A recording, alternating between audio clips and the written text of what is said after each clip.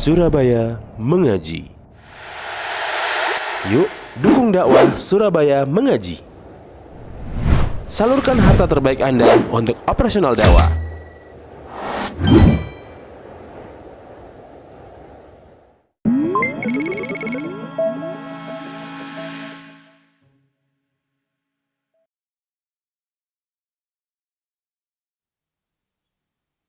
Assalamualaikum warahmatullahi wabarakatuh. Innal hamdalillah nahmaduhu wa nasta'inuhu wa nastaghfiruh wa na'udzu billahi min shururi anfusina wa min sayyiati a'malina. May yahdihillahu fala mudhillalah wa may yudlil fala hadiyalah. Asyhadu an la ilaha illallah wahdahu la syarikalah wa asyhadu anna Muhammadan abduhu wa rasuluh. Ya ayyuhalladzina amanu taqullaha haqqa tuqatih wa la tamutunna illa wa antum muslimun. Ya ayyuhan nasu taqu rabbakumul ladzi khalaqakum min nafsin wahidah wa khalaqa minha zawjaha wa batha minhuma rijalan katsiran wa nisaa'a wattaqullaha alladzi tasaaluna bihi wal arham innallaha kana 'alaikum raqiba. Ya ayyuhalladzina amanu taqullaha wa qulu qawlan sadida yuslih lakum a'malakum wa yaghfir lakum dhunubakum wa may yuti'illaha wa rasulahu faqad faza fawzan 'azima. Amma ba'du. Fa inna asdaqal haditsi kitabullah wa khairul huda hudan nabiyyi sallallahu alaihi wasallam wa syarrul umuri muhdatsatuha wa kullu muhdatsatin bid'ah wa kullu bid'atin dhalalah wa kullu dhalalatin finnar. Para hadirin kaum muslimin dan muslimah yang dimuliakan Allah Subhanahu wa taala.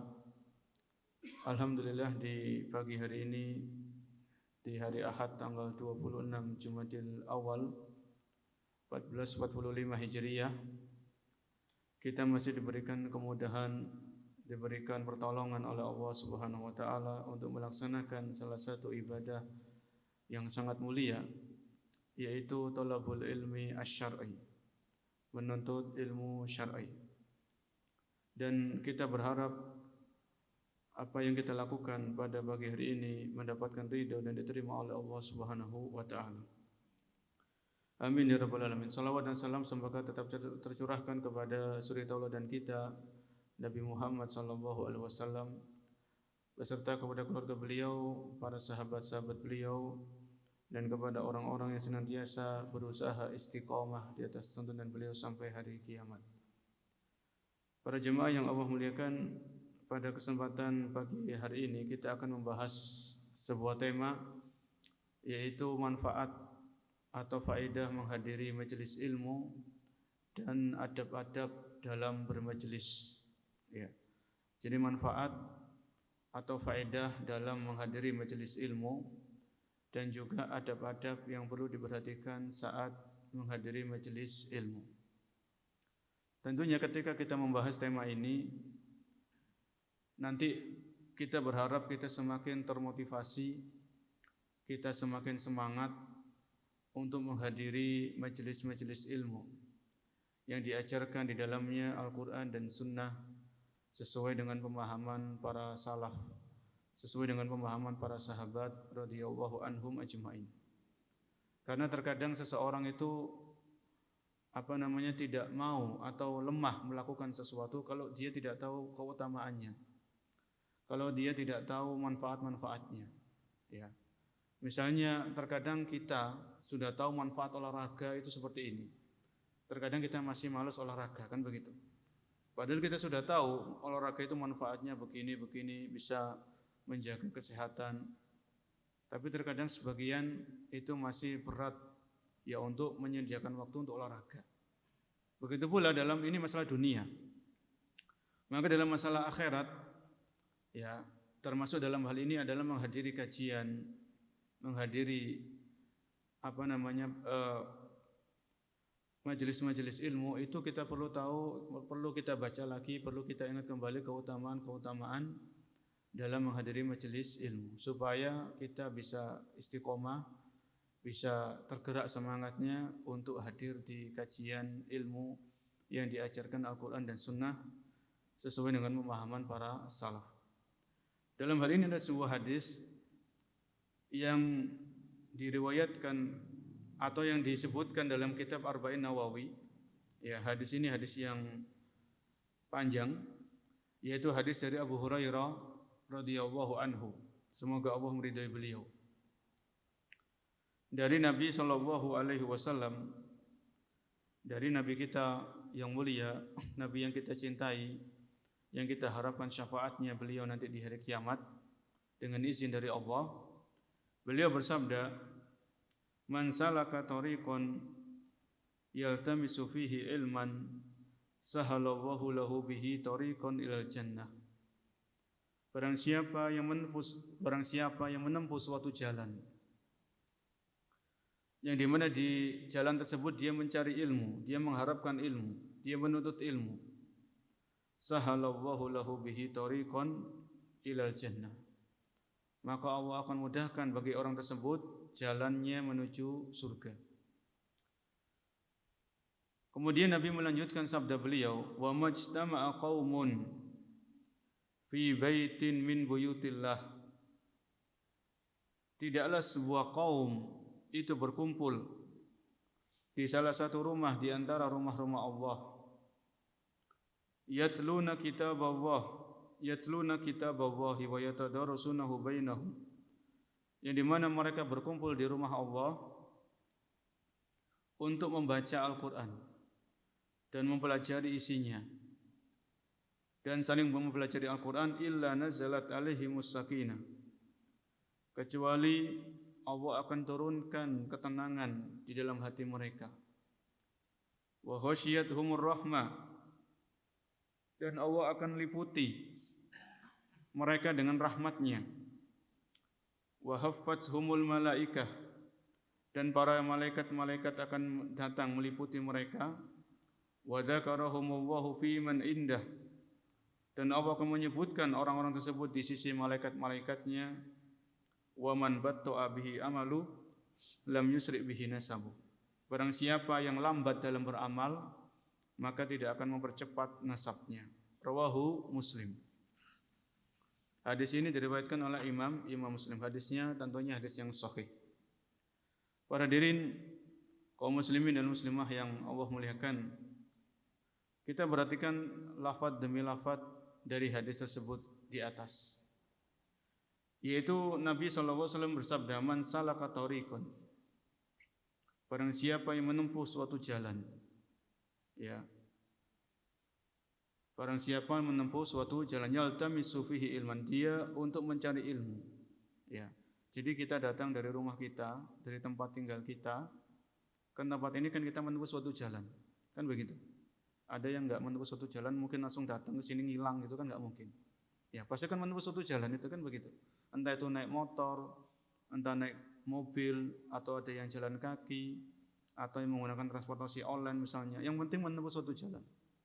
Ya.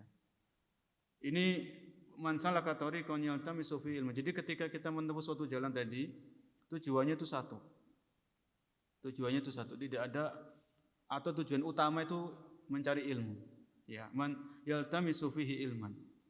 Ini jadikan tujuan utama. Ya. Dia mencari ilmu. Ilmu di sini tentunya ilmu syar'i, ya. Ilmu syar'i, ilmu agama. Karena ilmu syar'i inilah yang akan mengantarkan kita untuk mengetahui mana yang halal, mana yang haram, mana yang sunnah, mana yang bid'ah, mana yang tauhid, mana yang syirik. Ini ilmu syar'i. Ya. Mana yang boleh, mana yang enggak boleh. Ini ilmu syar'i. Oleh karenanya Nabi mengatakan, "Man salaka tariqan yaltamisu fihi ilman." Maka menempuh suatu jalan ini ada dua macam. Ya, ada dua macam, yaitu menempuh suatu jalan, yaitu jalan yang konkret, ya, atau hissi. Ya, kita berangkat dari rumah ke sini, ini kan menempuh suatu jalan untuk menimba ilmu, untuk belajar agama, ya, untuk belajar tata cara sholat yang benar, untuk belajar tajwid, belajar ngaji. Ini menempuh suatu jalan. Ya, kita datang dari rumah kita luangkan waktu, betul-betul kita luangkan waktu untuk menuntut ilmu, ya. Kemudian kita berangkat dari rumah ke tempat ini, ke salah satu rumah di antara rumah-rumah Allah. Ini makna yang pertama. Makna yang kedua adalah semua sarana yang bisa mengantarkan kita untuk mendapatkan ilmu, baik itu dengan mendengarkan rekaman kajian, ya, membaca buku, membaca buletin, ya. Jadi makna yang kedua ini makna yang lebih umum, yaitu segala sesuatu yang bisa mengantarkan kita untuk mendapatkan ilmu syar'i, ini termasuk hadis ini, ya, termasuk hadis ini, ya. Kemudian apa balasannya, apa janji Rasul SAW kepada orang-orang yang disebutkan tadi? Barang siapa yang menempuh suatu jalan, dia betul-betul dia ingin mendapatkan ilmu, belajar ilmu, maka balasannya kata Nabi SAW, sahalallahu lahu bihi tariqan ilal jannah. Maka Allah akan mudahkan bagi orang tersebut jalan menuju surga, ya, jalan menuju surga. Jadi Nabi SAW di sini barang siapa menempuh suatu jalan untuk mencari ilmu. Jadi Nabi tidak mengatakan barang siapa menempuh suatu jalan untuk silaturahmi, barang siapa menempuh suatu jalan untuk pergi haji atau umroh. Atau Nabi tidak mengatakan barang siapa yang menempuh suatu jalan untuk berkunjung ke rumah saudaranya.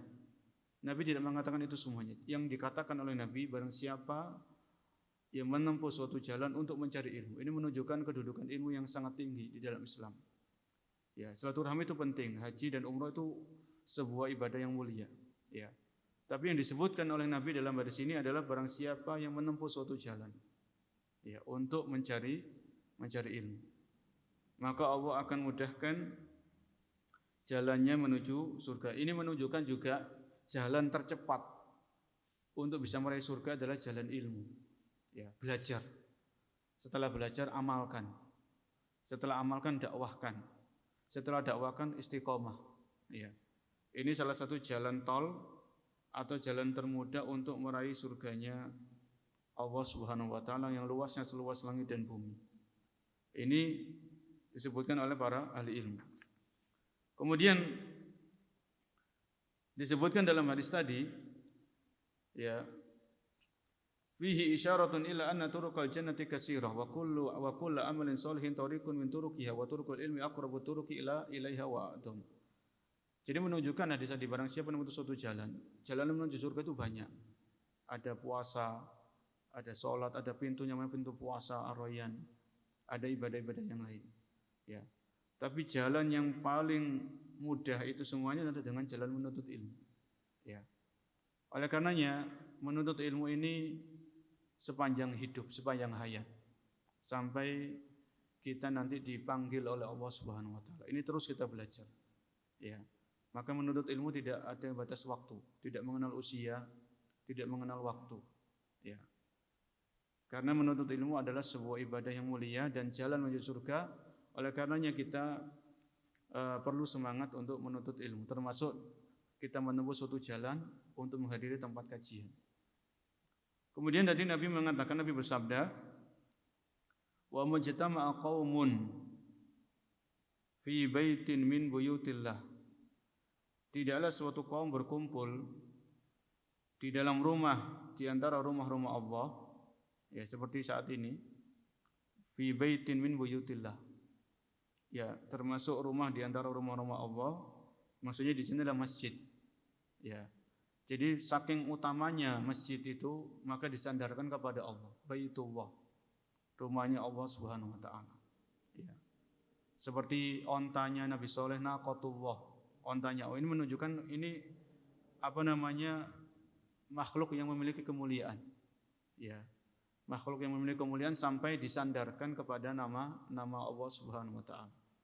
Fi baitin min buyutillah. Ini menunjukkan juga mengingatkan kita tentang salah satu fungsi masjid. Salah satu fungsi masjid adalah untuk belajar, ya, untuk menyebarkan ilmu, ya. Ilmu yang sesuai dengan Al-Qur'an dan Sunnah dengan pemahaman para sahabat. Ini fungsinya masjid itu seperti itu. Ya, untuk belajar ngaji, belajar Al-Qur'an, belajar hadis, belajar tafsir, belajar fikih dan ilmu-ilmu yang lain, belajar sirah. Ini fungsi masjid. Selain untuk salat 5 waktu, salat Jumat, salat tarawih, iktikaf, salat jenazah, maka fungsi masjid adalah untuk menyebarkan ilmu syar'i. Ya. Kemudian apa kata Nabi? Wa majtama'a qaumun fi baitin min buyutillah. Tidaklah suatu kaum itu berkumpul di rumah-rumah, di antara rumah-rumah Allah. Ya. Kemudian apa yang mereka lakukan? Yatluna kitaballah. Mereka membaca Al-Qur'an. Ya. Mereka membaca Al-Qur'an. Belajar ngaji. Kalau yang belum bisa ngaji, belajar ngaji. Ya, belajar tajwidnya. Belajar tata cara membaca Al-Qur'an yang benar. Kalau belum bisa ngaji. Kalau sudah bisa ngaji, maka belajar tafsirnya. Belajar tafsirnya. Kemudian setelah itu amalkan. Wa yatadarasunahu bainahum. Mereka membaca Al-Qur'an dan mereka saling mempelajari. Ya, saling mempelajari di sini misalnya ada seorang guru mengajarkan ngaji, muridnya mengikuti, menirukan. Ya. Karena belajar Al-Qur'an itu kan namanya metode talaqi. Talaqi itu langsung kepada guru. Oh, guru ini mengucapkan ini, kita mengikuti, kita menirukan. Itu metode talaqi. Ya, wa yatadarasuna bain. Maka mempelajari Al-Qur'an di sini yaitu mencakup mempelajarinya secara lafadznya, ya. Mempelajari secara lafadznya bagaimana membaca Al-Qur'an yang benar, bagaimana makhrajnya, bagaimana sifat-sifat hurufnya. Yang kedua, kata para ulama, ana usani yaitu an yaqra al-Qur'an. Yang pertama adalah membaca secara lafadznya. Kemudian yang kedua adalah mempelajari maknanya, tafsirnya. Kemudian yang ketiga adalah mengamalkan. Ini termasuk cakupan dari hadis ini. Yatluna kitaballah, membaca Al-Qur'an, yaitu membacanya dari segi tajwidnya. Kemudian mempelajari maknanya, yaitu tafsirnya. Dan yang ketiga adalah mengamalkannya. Mengamalkan kandungan dari Al-Qur'an. Ini tiga-tiganya sama-sama penting. Ya, tiga-tiganya harus kita perhatikan. Ya, tajwid ya harus sabar. Belajar ngaji perlu kesabaran. Ya, panjang pendeknya. Kemudian tafsirnya. Ya, belajar tafsir ini dimulai dari Al-Fatihah. Tafsir Al-Fatihah dulu. Kemudian tafsir surat-surat pendek, mulai dari An-Nas, Al-Falaq, Al-Ikhlas, terus ke atas. Karena surat-surat ini adalah surat yang kita baca sehari-hari. Ya. Kemudian ayat kursi itu juga ini kita baca setiap hari pada zikir pagi dan petang. Maka kita usahakan kita pelajari makna dan kandungannya. Supaya kita baca Al-Qur'an itu betul-betul dengan penuh tadabbur, bukan sekedar membaca saja. Kemudian kalau kita lakukan tadi, kita berkumpul di antara rumah-rumah Allah. Ya, kemudian kita belajar Al-Qur'an, belajar tafsir Qur'an, kita amalkan. Termasuk kita di sini juga mempelajari ilmu-ilmu Islam. Ya. Maka Nabi menyebutkan illa nazalat alaihimus sakinah. Kecuali Allah akan turunkan kepada mereka ketenangan. Illa nazalat alaihimu as-sakinah. Allah akan turunkan ketenangan kepada mereka, tenangnya hati. Ya. Ini janji Nabi SAW kepada kita semuanya bagi orang-orang yang istiqomah, rajin menghadiri majelis ilmu. Allah turunkan ketenangan. Ya. Ketenangan batin, ketenangan hati, ketenangan pikiran. Ya. Ini yang harus kita perhatikan karena ketenangan ini adalah datangnya dari Allah. Huwallazi anzalas sakinata fi qulubihim. Dialah Allah yang menurunkan ketenangan ke dalam hati-hati orang yang beriman. Ya. Maka kenapa kita mungkin kalau sering gundah gulana, sering kekhawatiran, salah satu sebabnya adalah kita mungkin jauh dari majelis ilmu. Ya. Karena kalau kita ingin mendapatkan ketenangan, kita perlu menyediakan waktu untuk datang ke majelis ilmu. Illa nazalat alaihim as-sakinah, kecuali Allah akan turunkan kepada kaum tersebut ketenangan. Ya, hatinya tenang, pikirannya tenang.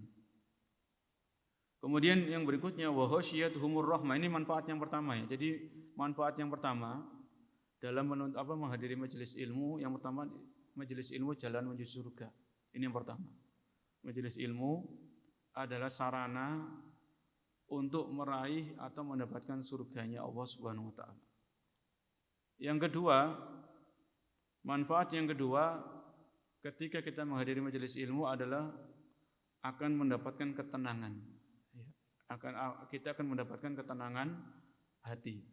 Sebagaimana hadis yang sedang kita bahas, illa nazalat alaihim as-sakinah. Kemudian manfaat yang ketiga, wa khasyiyat humur rahmah. Wa khasyiyat humur rahmah, maka mereka diliputi dengan rahmat. Ya. Diliputi dengan rahmatnya Allah Subhanahu wa taala. Ini manfaat yang ketiga. Ya. Ini manfaat yang ketiga. Kemudian manfaat yang berikutnya, yang keempat, wa haffathumul malaikah. Ya. Wa haffathumul malaikah, yaitu malaikat meliputi mereka. Yang ketiga tadi kita diliputi rahmat. Yang keempat adalah malaikat meliputi orang-orang yang hadir di majelis ilmu. Ya.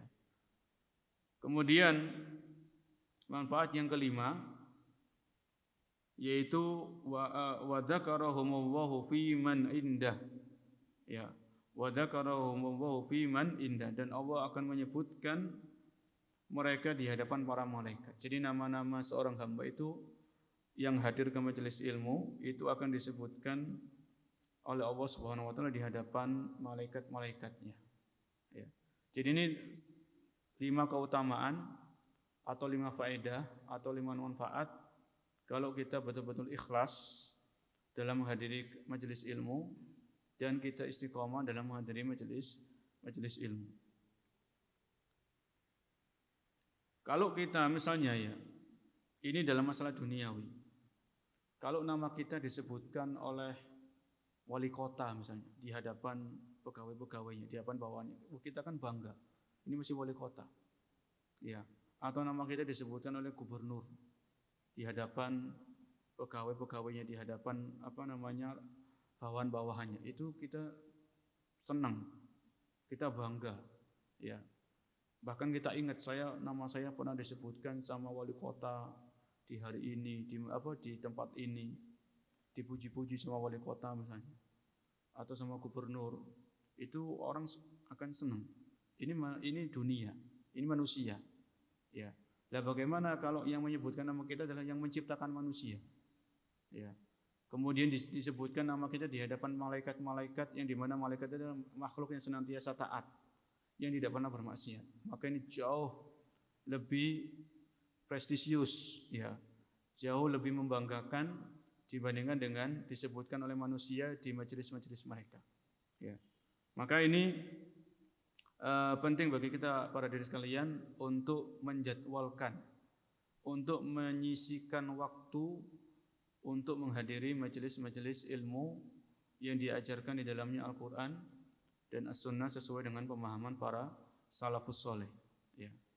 Dan ada juga manfaat-manfaat yang lain dengan menghadiri majelis ilmu. Ya. Dengan menghadiri majelis ilmu yang ini manfaat yang keenam, kita akan mendapatkan ilmu pastinya.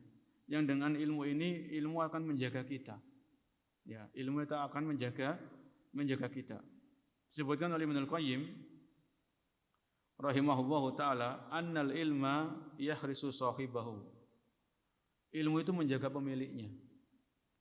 Wa sahibul mal yahrisu mal. Adapun orang yang punya harta, orang ini yang menjaga ilmu dan harta. Ilmu itu menjaga pemiliknya. Tapi kalau pemilik hartanya menjaga hartanya.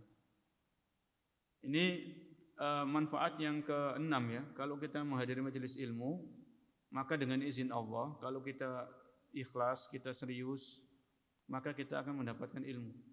Ya. Yang dengan ilmu ini itu akan menjaga kita. Ilmu ini yang menuntun kita dengan taufik dari Allah Subhanahu wa taala. Ya. Setelah kita belajar kan, oh ini ternyata ini haram, kita jauhi. Oh ini haram, ini mendatangkan mudarat. Ya, segala sesuatu yang diharamkan oleh Allah pasti mengandung bahaya. Entah kita tahu atau tidak tahu, karena keterbatasan akal kita, maka kita jauhi yang haram-haram ini. Ya. Segala sesuatu yang diperintahkan oleh Allah dan Rasulnya itu pasti mengandung manfaat, maslahat. Entah kita tahu atau tidak tahu, karena kita memiliki akal yang terbatas. Ya. Jadi ilmu ini menjaga kita. Ya. Ilmu ini yang akan menjaga kita dengan izin Allah Subhanahu wa taala. Karena dengan ilmu ini kita tahu halal dan haram. Dengan ilmu kita tahu keutamaan ya ibadah-ibadah tertentu, keutamaan salat duha, keutamaan puasa sunnah, keutamaan ini dengan ilmu. Ya. Jadi ilmu ini yang akan menjaga pemiliknya. Kemudian manfaat yang berikutnya, yang ketujuh, ya, dan masih banyak manfaat-manfaat yang lain. Di majelis ilmu kita akan bertemu dengan para sahabat, para teman-teman yang mengingatkan kita akan akhirat. Ya.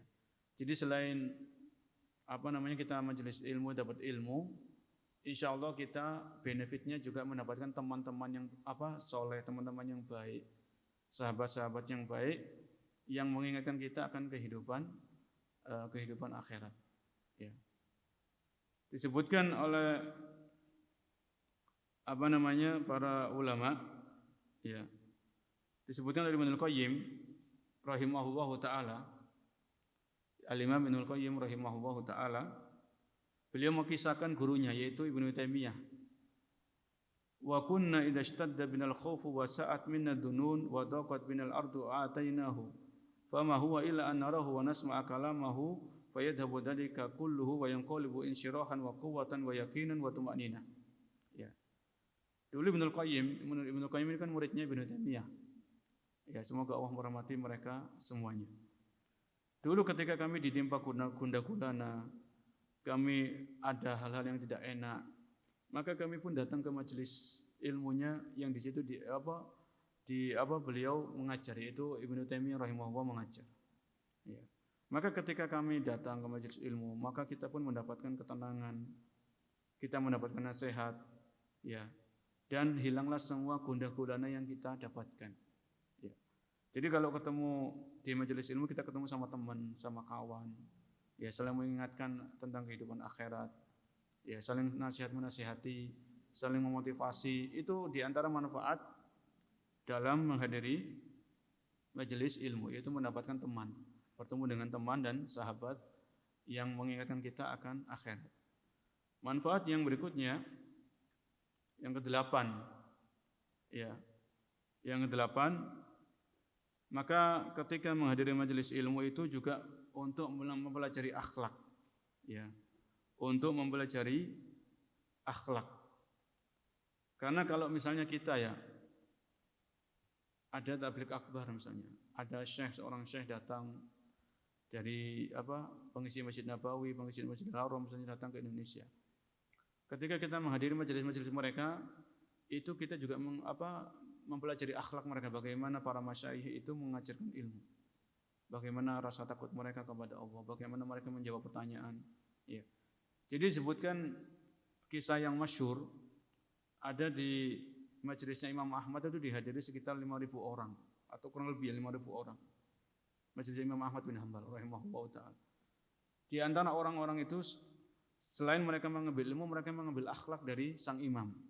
Bagaimana Imam Ahmad, beliau memiliki akhlak yang sangat mulia, akhlak yang luhur. Ya. Jadi dengan menghadiri majelis ilmu, kita juga belajar akhlak, belajar adab. Ya. Bagaimana adab dari seorang guru. Ya.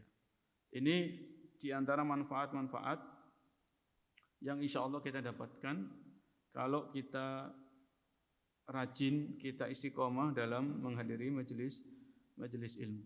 Ada 8 manfaat, dan mungkin masih ada manfaat-manfaat yang lain yang belum kita sebutkan pada kesempatan bagian ini. Yang berikutnya, adab-adabnya. Ya. Adab-adab dalam menghadiri majelis ilmu.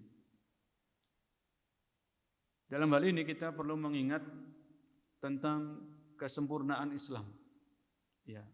Islam ini agama yang sempurna, agama yang lengkap. Sebagaimana Allah sebutkan dalam Al-Maidah ayat yang ketiga, Al-yauma akmaltu lakum dinakum. Pada hari ini aku telah sempurnakan agama kalian, itu agama Islam. Jadi agama Islam ini sempurna, agama yang lengkap. Termasuk kesempurnaan Islam adalah Islam mengajarkan masalah adab, masalah etika. Adab-adab makan, adab-adab minum, adab-adab ketika mengunjungi orang sakit, ya, adab-adab ketika ziarah kubur, adab-adab ketika tidur, sebelum tidur itu adab-adabnya apa. Itu semuanya adab-adab ketika masuk kamar mandi, keluar kamar mandi. Itu semuanya ada dalam Islam. Ya. Tinggal kita mau belajar atau tidak. Ya. Maka di antara adab-adab yang diajarkan dalam Islam adalah adab-adab ketika di majelis ilmu. Di antara adab-adab dalam menuntut ilmu atau majelis ilmu adalah yang pertama ikhlas. Yang pertama adalah ikhlas. Ya, ini disebutkan di salah satu tulisan dari Ustadz kita, Ustadz Khalid hafizahullah taala, Khalid Syamhudi hafizahullah taala. Beliau menulis, karena saya cari ada juga dalam bahasa Arab juga ada. Ya.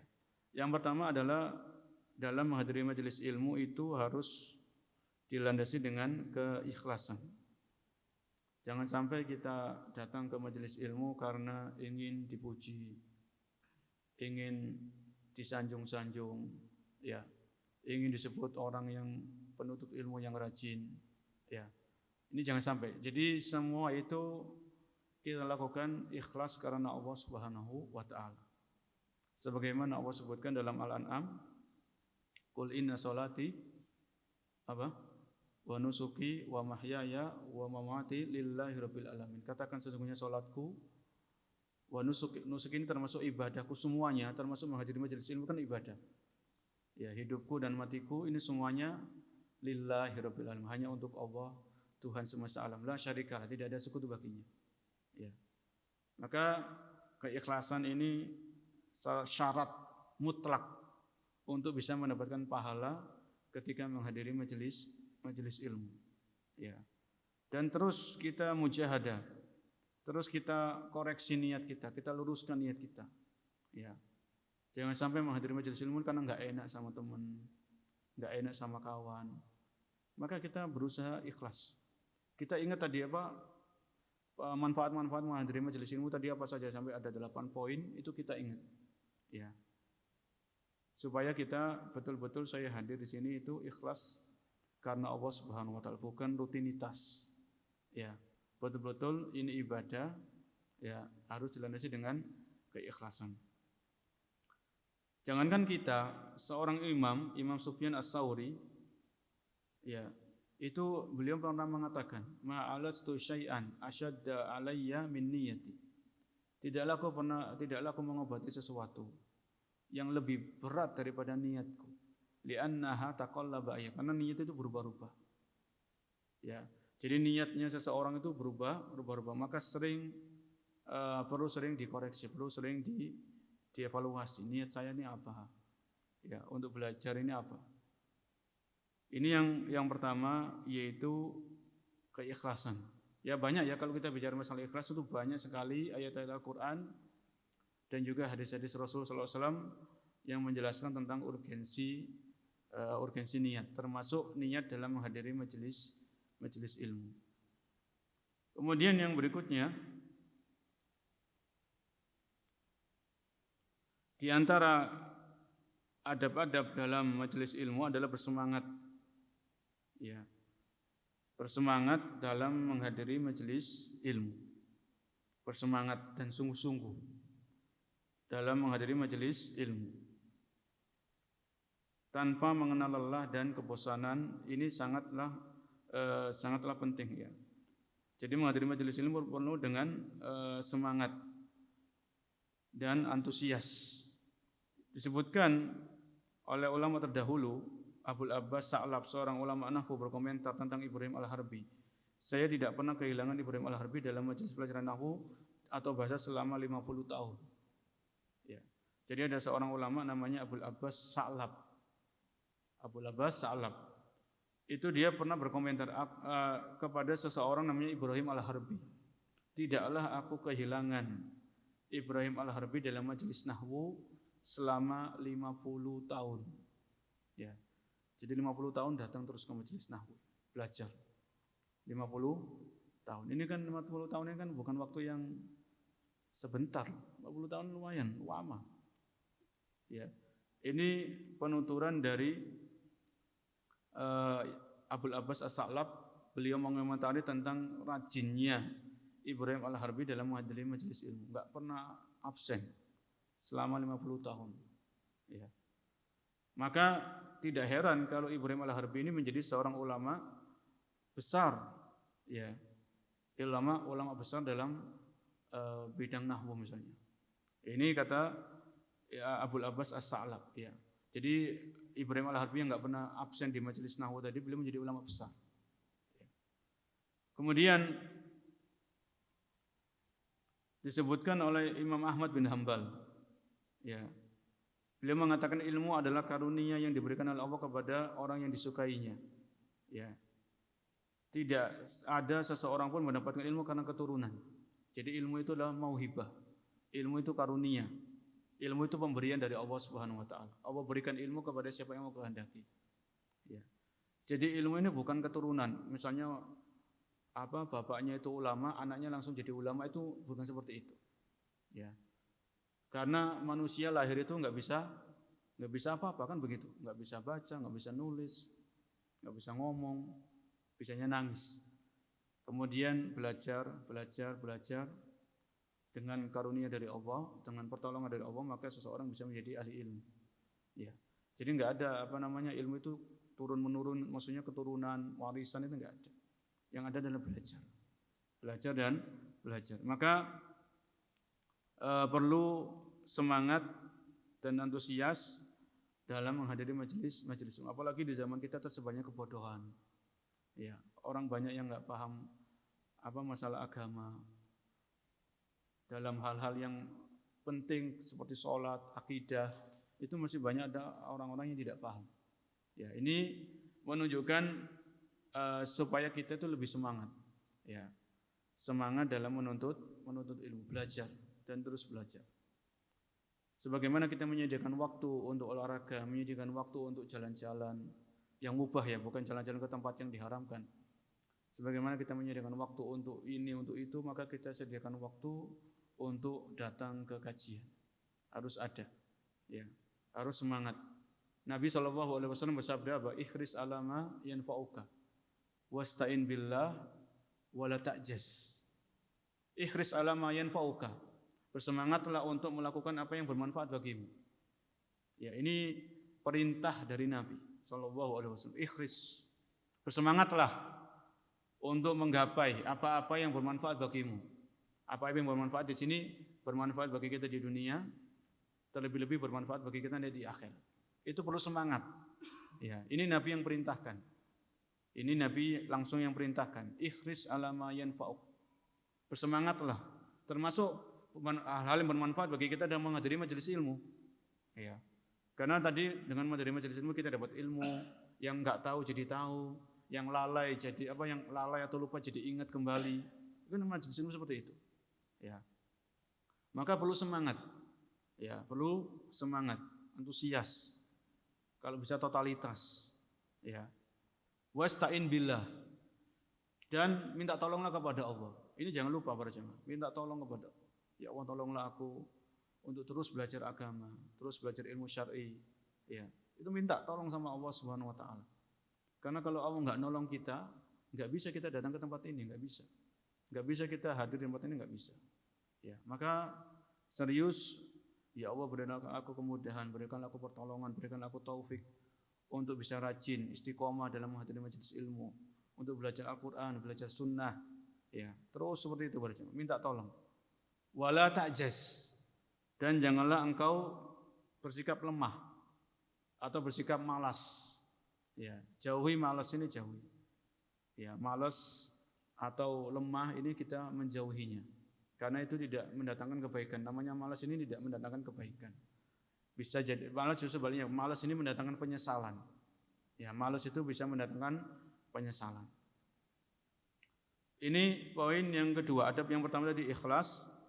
Adab yang kedua adalah bersemangat dalam menghadiri majelis ilmu. Ya. Kemudian ada sebuah kisah juga dari Abul Hasan Al-Qarhi. Ya. Abu Hasan Al-Qarhi ini, saya hadir di majelis Abu Hazim pada hari Jumat, walaupun tidak ada pelajaran, agar tidak terputus kebiasaanku menghadirinya. Bahkan ada di zaman sebelum kita, orang-orang saleh sebelum kita, itu mereka tetap hadir ke tempat kajian walaupun kajiannya libur. Kajiannya libur, sudah diumumkan libur tapi tetap datang. Supaya apa? Supaya semangat untuk hadir kajian itu enggak terputus. Ya. Misalnya di masjid ini kan ada kajian. Ya, atau setiap Ahad ini ada kajian. Kita ikut. Duh, ini libur tetap datang. Terus ngapain kalau enggak ada kajian kan? Ya, kan murojaah kan bisa. Jadi materi-materi yang dulu itu dibaca-baca lagi. Ya, dibaca-baca ulang, atau bisa juga sholat duha di masjid, baca Quran. Jadi ini kisah yang nyata ya, bukan kisah yang fiktif ya, bukan kisah yang palsu, tapi betul-betul terjadi di zaman sebelum kita, orang-orang saleh sebelum kita itu. Saya hadir di majelis Abu Hazim pada hari Jumat walaupun tidak ada kajian, agar tidak terputus kebiasaanku untuk menghadirinya. Ya. Ini sampai segitunya semangat orang-orang saleh sebelum kita dalam menghadiri majelis ilmu. Ya. Kemudian yang ketiga,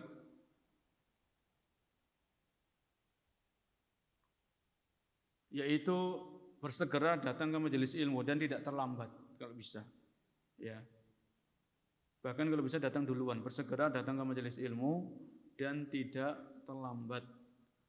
Bahkan harus bisa mendahului yang lain. Ya. Bersegera, karena dalam hal ini ada ayat yang sifatnya umum ya. Yaitu Allah berfirman, fastabiqul khairat. Berlomba-lomba dalam kebaikan. Ya. Berlomba-lomba dalam kebaikan itu berlomba-lomba dulu cepat-cepatan datang ke majelis ilmu lebih dulu. Ya. Dan bersegera, wasari'u ila maghfirah. Sari itu kan bersegera, musara'ah. Ya. Dan tidak terlambat. Disebutkan oleh seorang ulama namanya Asy-Sya'bi. Ya, ketika beliau ditanya, "Dari mana engkau mendapatkan semua ilmu ini semuanya?" Dia menjawab, "Tidak tergantung kepada orang lain, berpergian ke negeri, dari negeri satu negeri ke negeri yang lain, dan sabar seperti sabarnya keledai, serta bersegera seperti bersegeranya elang." Jadi elang itu kalau ada mangsa itu kan langsung disikat gitu kan ya, elang. Dari atas ada mangsa di bawah langsung disikat, enggak nunggu-nunggu. Ya, bersegera datang ke majelis ilmu dan tidak terlambat. Ini adab yang ketiga di antara adab-adab seputar majelis ilmu. Kemudian adab yang keempat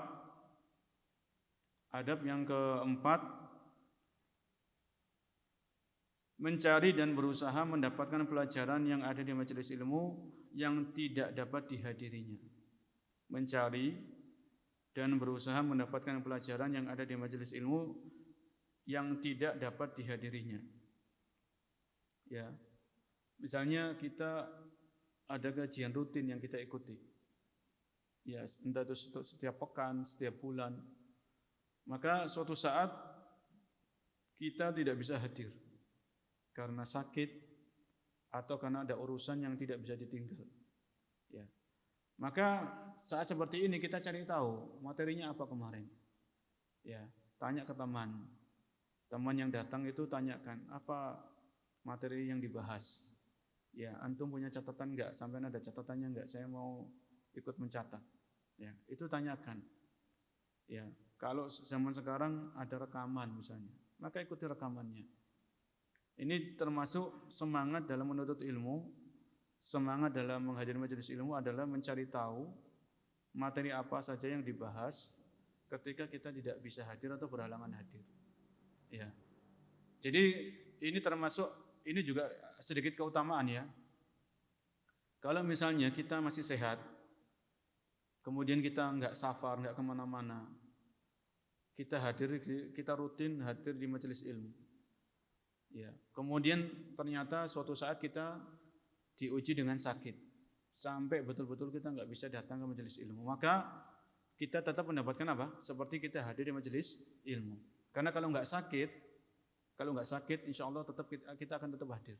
Cuman karena sakit ini aja yang menghalangi kita dalam tanda kutip, akhirnya kita nggak bisa datang ke majelis ilmu. Ya. Jadi ini enaknya seseorang itu rutin untuk menghadiri kajian. Ya, karena Nabi menyebutkan dalam hadis yang sifatnya umum, idza maridul abdu aw safara kutiba lahu makana muqiman sahihan. Idza maridul abdu aw safara, kalau seorang hamba itu sakit atau bepergian, ya, akhirnya dia meninggalkan amalan-amalan yang biasanya dikerjakan, kutiba lahu makana muqiman sahihan. Maka dicatatkan baginya pahala sebagaimana dia sedang mukim dan sedang sehat. Ya, ini luar biasa. Maka mumpung masih sehat, gunakan sebaik-baiknya untuk datang ke majelis ilmu. Seandainya kita berhalangan karena sakit atau karena harus safar, ada urusan yang nggak bisa ditinggalkan, maka kita tetap mendapatkan ganjaran, mendapatkan pahala dari Allah Subhanahu wa taala. Dan cari tahu atau cari rekamannya. Ya, tadi apa yang dibahas, poin-poin apa saja yang penting, faedah-faedah apa yang didapatkan, ya. Supaya semangat ini tetap terjaga dalam menghadiri majelis ilmu. Tanya, ya. Begitu pula misalnya kita punya teman atau punya saudara. Misalnya di suatu kota itu kan ada beberapa takbir akbar atau beberapa kajian. Maka bisa kita sebar, kamu datang ke sini, kamu datang ke sini. Nanti setelah selesai kita kumpul, kita tukar faedah. Bisa nggak seperti itu sekarang? Bisa. Ya, kalau di suatu tempat itu ada kajian yang bermacam-macam, kajian A, kajian B, selama itu semuanya berlandaskan Al-Quran dan Sunnah dan pemahaman para sahabat, maka silakan. Maksudnya kamu datang ke sini, saya datang ke sini, nanti setelah selesai kita bertukar faedah. Ya, itu akan menguatkan iman, menguatkan ukhuwah, menguatkan persaudaraan. Ya, itu luar biasa. Ini yang adab yang keberapa tadi? Keempat, ya. Yaitu mencari tahu materi apa yang dibahas seandainya kita berhalangan mengikuti kajian yang rutin kita ikuti. Ya, yang rutin kita ikuti. Kemudian yang kelima adalah mencatat faedah-faedah yang didapatkan dari kitab atau dari kajian yang diikuti. Yaitu mencatat faedah-faedah yang didapatkan dari kitab yang dibahas atau kajian yang diikuti. Ya. Maka dengan mencatat ini, itu ilmu akan lebih lama. Ya, kita catat di buku atau kita catat di HP. Sekarang kan zaman yang dimudahkan oleh Allah Subhanahu wa taala. Kita catat di HP. Ya. Kemudian atau kita catat di buku. Kalau kita catat di HP, kita lihat lagi. Kemudian bisa kita share, jadikan status, ya, share di Facebook. Banyak teman-teman kita juga melakukan hal ini. Mereka ikut kajian, mereka catat poin-poinnya, faedah-faedahnya. Kemudian mereka sebutkan pematerinya siapa, mereka share. Sehingga banyak orang yang juga bisa mendapatkan manfaat. Ya, banyak orang yang mendapatkan ilmu. Ini mencatat faedah-faedah yang didapatkan dari kitab, ya, atau dari kajian yang sedang diikuti, ya. Kemudian yang kelima, yang keenam, ya, yang keenam adalah tenang dan tidak sibuk sendiri dalam majelis ilmu, yaitu tenang, bersikap tenang dan tidak sibuk sendiri dalam majelis ilmu. Ya, disebutkan oleh Imam Madhabi rahimahullahu taala, beliau menyampaikan kisah Ahmad bin Sinan. Ya. Ahmad bin Sinan ketika beliau berkata tidak ada seorang pun yang bercakap-cakap di majelisnya Abdurrahman bin Mahdi. Ya. Jadi Ahmad bin Sinan ini mengatakan tidak ada satupun orang yang bercakap-cakap atau orang yang ngobrol di majelisnya Abdurrahman bin Mahdi seorang ulama. Ya. Jadi ini salah satu adab dalam majelis ilmu adalah tenang dan tidak sibuk sendiri di majelis ilmu. Ya. Kemudian pena tak bersuara dan tidak ada yang bangkit seakan-akan di kepala mereka ada burung atau seakan-akan mereka berada dalam sholat. Jadi saking tenangnya nggak ada yang dulinan pulpen cetak-cetak. Biasanya sebagian orang kan iseng gitu, cetak. Ini nggak ada. Di majelisnya Abdurrahman bin Mahdi itu nggak ada. Tenang semua, seolah-olah di kepala mereka itu ada burung yang hinggap. Saking tenangnya. Ya, seandainya burung itu hinggap di kepala mereka, burung itu nggak akan pergi karena saking tenangnya, saking diemnya gitu. Ya, seolah-olah ya di kepala mereka ada burung. Di dalam riwayat yang lain, ya ini di zaman para salaf ya, orang-orang saleh sebelum kita. Ya, di majelisnya Abdurrahman bin Mahdi rahimahullahu taala, kalau Abdurrahman bin Mahdi lagi menjelaskan materi, menyampaikan ilmu, kok ada orang tersenyum-senyum tersenyum sendiri, ada orang ngobrol, langsung orang ini pulang, ambil sandalnya pulang, Abdurrahman bin Mahdi, ditinggalkan majelisnya.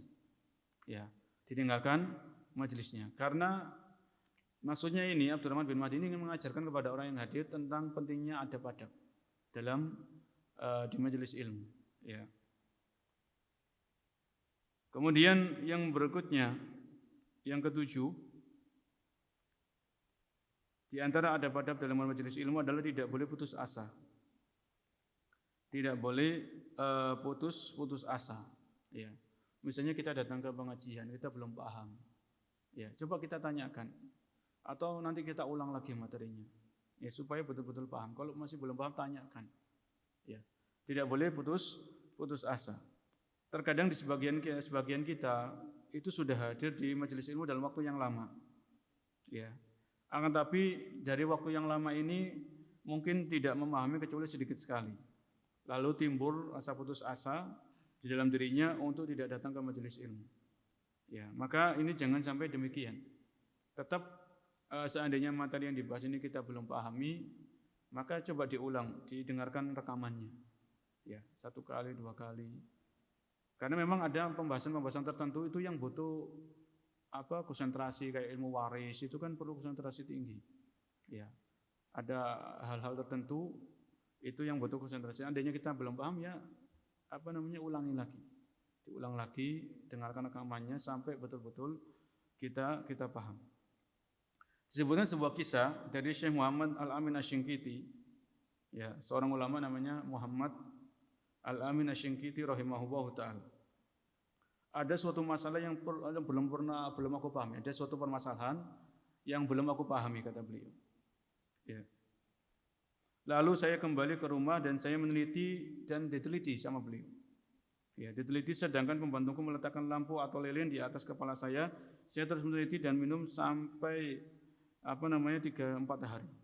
Sampai terbit fajar hari itu, kemudian terpecahlah masalah tersebut. Jadi para ulama seperti itu, kalau mereka ada suatu masalah nggak paham, mereka cari sampai bisa paham. Ya, betul-betul paham.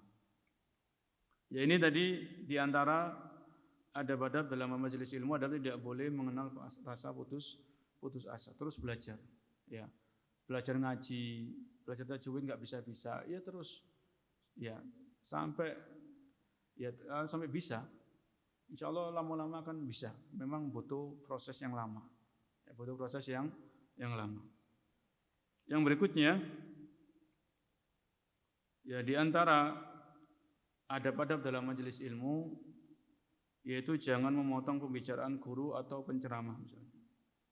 Jangan memotong pembicaraan guru atau penceramah atau orang yang menyampaikan ilmu.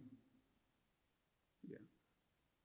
Termasuk adab yang harus diperhatikan dalam majelis ilmu adalah tidak memotong pembicaraan guru atau penceramah karena hal itu termasuk adab yang tidak baik. Ya. Memotong pembicaraan itu adalah sesuatu adab yang tidak baik.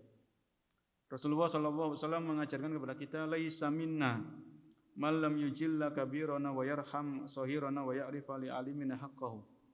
Tidak termasuk golongan kami orang-orang yang tidak menghormati orang yang lebih tua, tidak menyayangi yang lebih muda dan tidak mengerti hak-hak orang yang berilmu. Ya.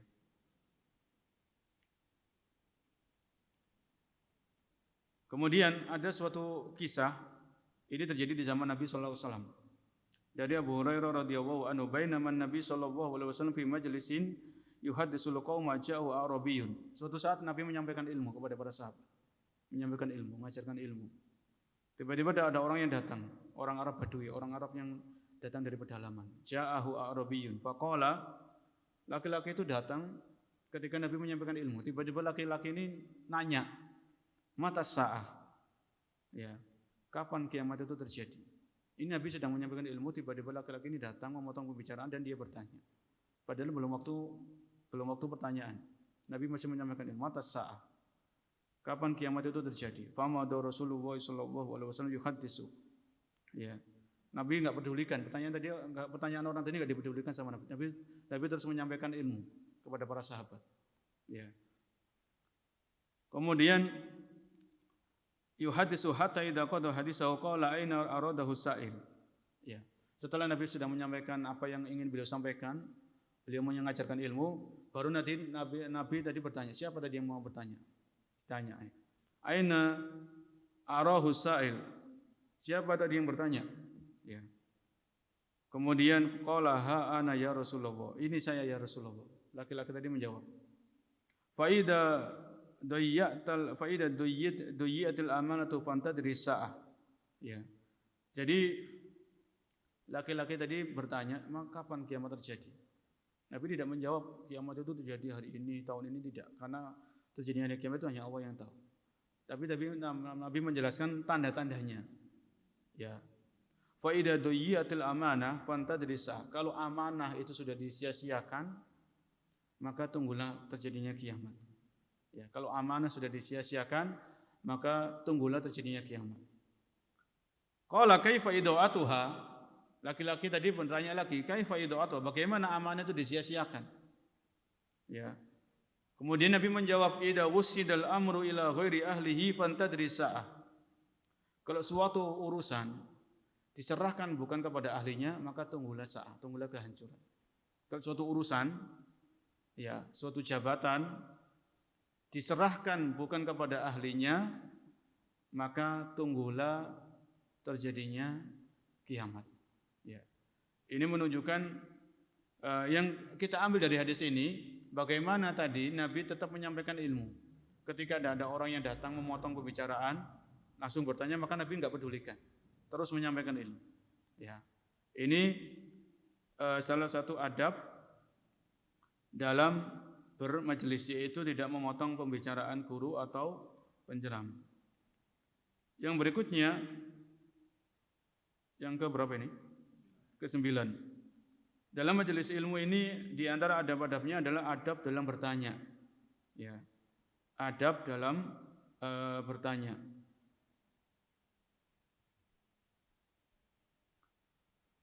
Maksudnya apa?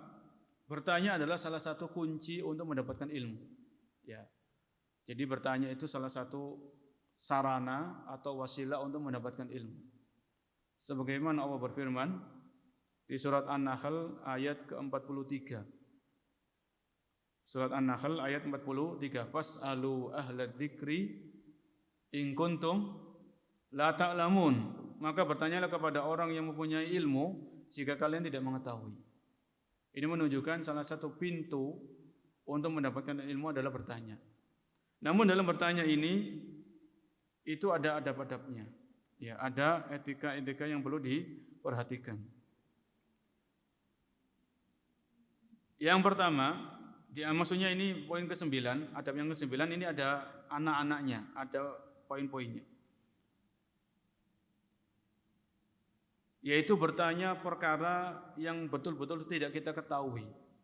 Ya, bukan untuk menguji orang ini tahu atau pemateri ini tahu atau tidak. Ya, sebenarnya kita sudah tahu jawabannya, cuman kita bertanya itu untuk menguji, mengetes. Ya, ini Ustadz ini banyak ilmunya atau tidak. Ya, jadi tujuannya sudah salah, maka ini tidak diperkenankan. Makanya kalau kita perhatikan redaksi ayat tadi, An-Nahl ayat 43, fas'alu ahlad dzikri in kuntum la ta'lamun. Bertanyalah kepada orang yang berilmu kalau kalian tidak tahu. Kalau sudah tahu ya sudah, jangan bertanya. Kecuali kita bertanya itu untuk mengajarkan orang lain. Kita sebetulnya sudah tahu jawabannya. Cuman kita apa? Kita tanya untuk mengajarkan orang lain mungkin yang belum tahu jadi apa? Jadi tahu. Ya, sebagaimana hal ini dilakukan oleh Malaikat Jibril alaihissalam. Malaikat Jibril datang menyamar sebagai seorang manusia. Datang menemui Nabi SAW, terjadilah dialog antara Malaikat Jibril dengan Nabi SAW. Malaikat Jibril bertanya, ya, akhbirni anil Islam, jelaskan kepadaku apa itu Islam. Malaikat Jibril sudah tahu Islam itu ini, tapi beliau bertanya kepada Nabi. Ya, karena di situ ada sahabat yang hadir di majelis itu. Kabarkan kepadaku tentang iman. Kabarkan kepadaku tentang ihsan. Ini malaikat Jibril bertanya, padahal beliau sudah tahu jawabannya.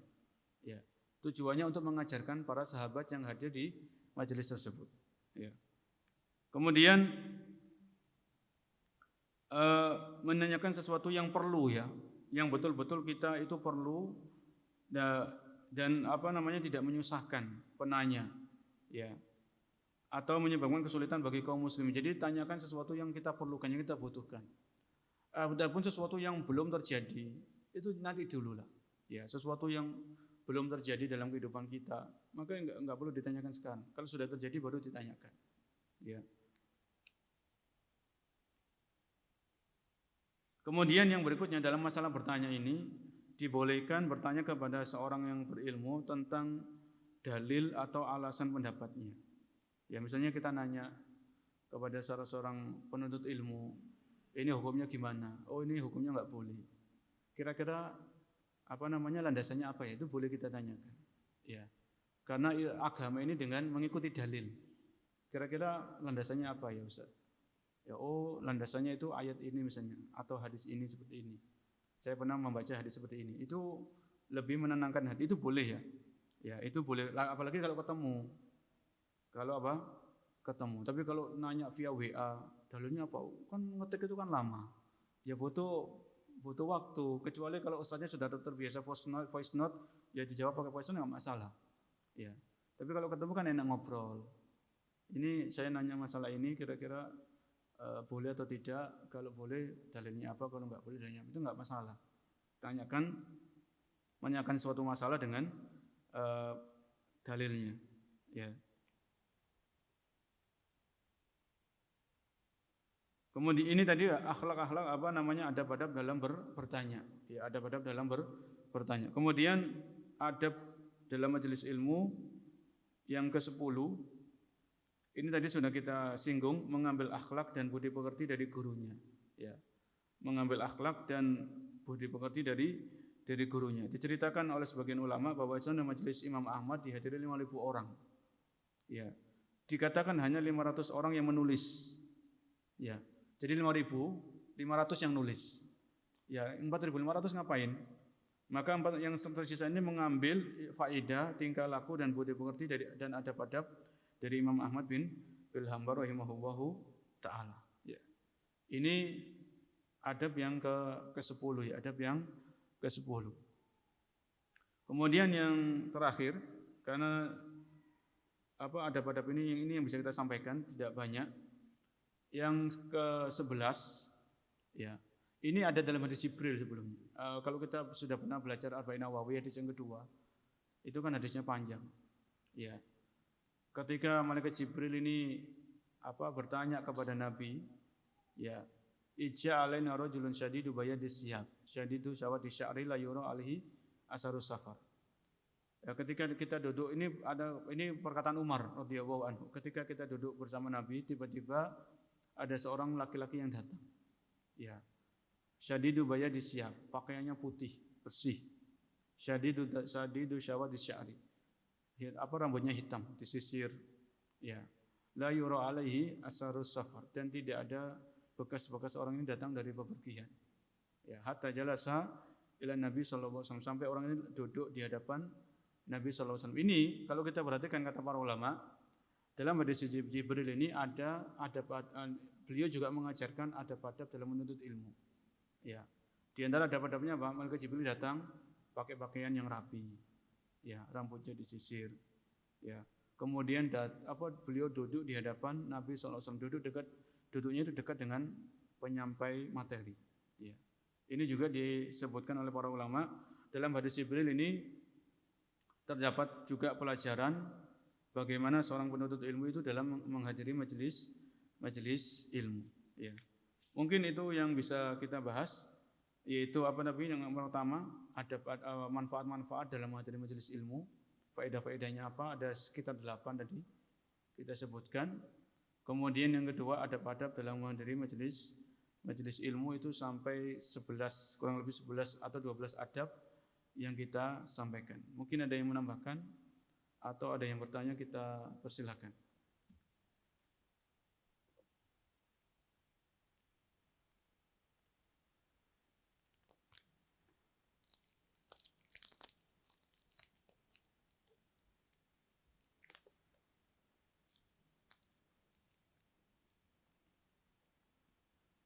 Ya, ada yang tanyakan para jemaah. Insya Allah jelas ya. Kalau dia dari yang bertanya menunjukkan akan kepemahaman dan kejelasan materi yang kita sampaikan.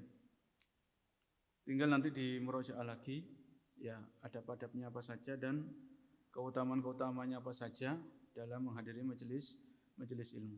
Kemudian jangan lupa juga minta kepada Allah istiqomah, ya muqallibal qulub, sabit qalbi ala dinik. Wahai zat yang maha membolak-balikkan hati, teguhkan hatiku di atas agamamu. Minta keteguhan hati, termasuk keteguhan hati, keistiqomahan dalam belajar ilmu syar'i, ya sampai kita diwafatkan Allah Subhanahu wa taala. Saya kira cukup ya sampai di sini. Di akhir materi ini kita berdoa kepada Allah Subhanahu wa taala, semoga Allah Subhanahu wa taala menganugerahkan kepada kita ilmu yang bermanfaat, ya. Dan semoga Allah menjauhkan kita, menghindarkan kita dari ilmu yang tidak bermanfaat, ya. Dan semoga ilmu yang kita pelajari sedikit atau banyak semakin menambah rasa takut kita kepada Allah, ya. Dan semakin menambah atau menguatkan keimanan kita dan menambah keistiqomahan kita, dan semoga kita mendapatkan predikat husnul khotimah di akhir hayat kita kelak. Kurang lebihnya saya mohon maaf. Kita akhiri, subhanakallah wa bihamdika asyhadu an la ilaha illa anta astaghfiruka wa atubu ilaik. Wabillahi taufiq wal hidayah. Wassalamualaikum warahmatullahi wabarakatuh.